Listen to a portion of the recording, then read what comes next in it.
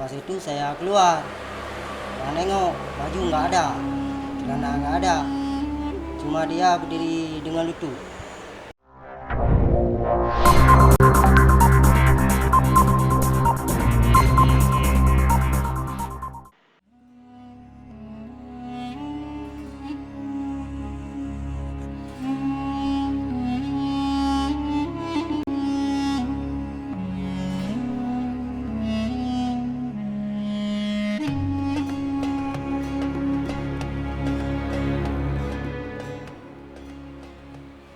Waktu itu saya masih dalam.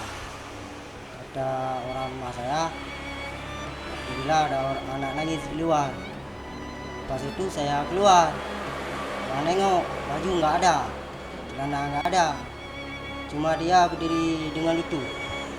Setelah itu saya tanya, kenapa kamu tengah malam? Katanya mama sama kakak meninggal. Innalillahi wa inna ilaihi raji'un. Setelah itu saya panggil adiknya Muhammad Hakim. Setelah itu diambil sama dia, dibawa ke rumah kakak. Setelah itu saya pulang. Kondisi Zikri saat itu gimana? Kondisinya lemas, Enggak kakinya? kakinya nggak bisa jalan. Cuma itu aja. Jadi selanjutnya apa yang saudara lakukan saat itu? Hah? Selanjutnya apa yang anda lakukan saat itu setelah dijaga ke rumah? Udah itu saya udah lemas juga nih. Udah itu saya panggil Muhammad Hakim, diambil sama dia, dibawa ke rumah kakak. Saya nggak ikut lagi, udah lemas.